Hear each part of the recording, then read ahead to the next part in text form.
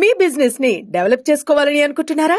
అయితే వెంటనే సంప్రదించవలసిన ఫోన్ నంబర్ 7729969299.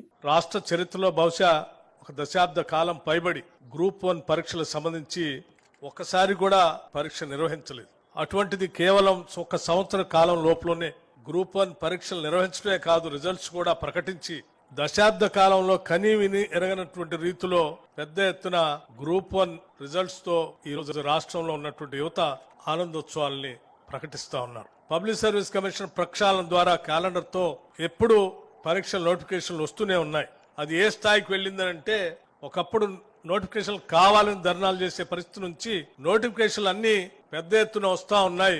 ఒకదానికొకటి కొంత గ్యాప్ ఇవ్వండి, మాకు కొన్ని ఆపండి అని చెప్పి రాష్ట్రంలో ఉన్నటువంటి నిరుద్యోగ యువతి యువకులు ఆందోళన చేసే అంత స్థాయిలో ఈరోజు రాష్ట్ర ప్రభుత్వం నోటిఫికేషన్స్ ఇస్తా ఉంది. ఒక పక్కన తెలంగాణ రాష్ట్రం వస్తే మా అందరి జీవితాల్లో వెలుగు నిండుతాయని ఆశించినటువంటి యువతకి ప్రభుత్వ ఉద్యోగాల ద్వారా ఉద్యోగాలు కల్పిస్తూనే ప్రభుత్వ ఉద్యోగాల్లో రిక్రూట్మెంట్ లో రానటువంటి వాళ్ళు ఎవరైనా మిగిలిపోయి ఉంటే వారికి కూడా స్వయం ఉపాధి అవకాశాల ద్వారా వాళ్ళ కాళ్ల మీద వాళ్ళు నిలబడి వాళ్ళ కుటుంబాన్ని పోషించుకొని ఈ సమాజంలో ఆత్మగౌరవంతో తలెత్తుకొని బతకడం కోసం ఒక కార్యక్రమాన్ని తీసుకోవాలని చెప్పి ముఖ్యమంత్రి రేవంత్ రెడ్డి గారు ఆలోచన చేసి కేబినెట్ లో ఉన్నటువంటి సహచర మంత్రివర్గ సభ్యులందరితో మాట్లాడి ఒక కార్యక్రమాన్ని పెద్ద ఎత్తున తీసుకుందాం.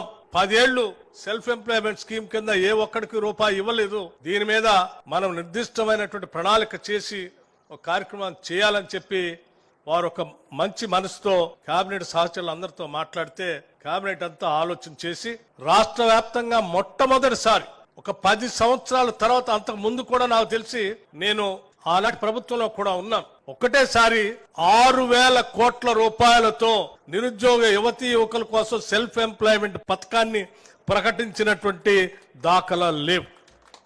కొన్ని దశాబ్దాలుగా చూస్తున్నాను. ఎస్సీ కార్పొరేషన్ గాని, లేకపోతే బీసీ కార్పొరేషన్ గాని, మైనార్టీ కార్పొరేషన్ గాని, లేకపోతే గిరిజన కార్పొరేషన్స్ కానీ అరకొరగా నిధులు ఇచ్చేవాడు. కానీ ప్రత్యేక రాష్ట్రం ఏర్పడిన తర్వాత ఆనాడు ఉన్నటువంటి కాంగ్రెస్ ప్రభుత్వం తీసుకొచ్చినటువంటి ఎస్సీ ఎస్టీ సప్లాన్ సంబంధించి నిధులను కూడా వినియోగించకుండా పూర్తిగా గాలికి వదిలేసి ఎటువంటి కార్యక్రమాలు చేయకుండా వదిలేస్తే ఈ రోజు ఇందిరమ్మ ప్రభుత్వం పెద్ద మనసుతో నిరుద్యోగ యువతీ యువకుల కోసం ఈ కార్యక్రమాన్ని చేపట్టడం నిజంగా ఈ పవిత్రమైన శాసనసభ ప్రాంగణంలో ఉన్నటువంటి శాసనసభ్యులు మనందరం నిజంగా గర్వించదగినటువంటి రోజు, సంతోషించదగిన రోజు.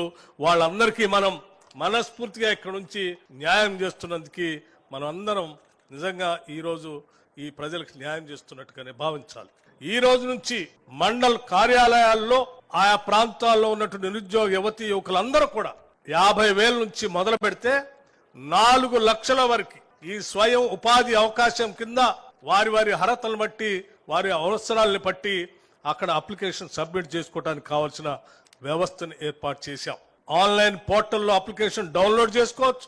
చేసుకున్న అప్లికేషన్ మన మండల కార్యాలయంలో ప్రజాపాలన అధికారి ప్రజాపాలన సంబంధించినటువంటి కార్యక్రమాలను నిర్వహించడం కోసం ఒక వ్యవస్థను మండల ఆఫీసులో ఏర్పాటు చేశాం. ఆ వ్యవస్థ దగ్గరకు వచ్చి ఫిజికల్ గా ఎవరెవరైతే ఈ స్వయం ఉపాధి అవకాశాలు పొందాలనుకుంటున్నారో వాళ్ళంతా అప్లికేషన్ తీసుకొని వచ్చి మండల కార్యాలయంలో సబ్మిట్ చేస్తే ఆ మండల కార్యాలయంలో ఉన్నటువంటి అధికారులంతా కూడా సమీక్షించి వాటన్నిటిని స్క్రూటినీ చేసి జిల్లా అధికారులకు పంపిస్తారు. జిల్లా అధికారులంతా కూడా స్క్రూటినీ చేసి కలెక్టర్ ఆధ్వర్యంలో ఆ స్క్రూటినీ చేసినటువంటి కార్యక్రమాన్ని అంతా కూడా వాటన్నిటిని సక్రమంగా ఉన్నాయో చూసిన తర్వాత శాంక్షన్ చేసేటువంటి ప్రక్రియని చివరిగా ఇన్ఛార్జి మంత్రివర్యులు ఆ లిస్ట్ అంతా చూసి అప్రూవ్ చేసి అంతిమంగా ఈ రాష్ట్ర అవతరణ దినోత్సవం జూన్ 2వ తారీఖు నాడు రాష్ట్ర వ్యాప్తంగా అందరికీ శాంక్షన్ లెటర్లు ఇచ్చేటువంటి కార్యక్రమానికి సంబంధించిన క్యాలెండర్ను కూడా ఇప్పుడే ప్రకటిస్తున్నాం.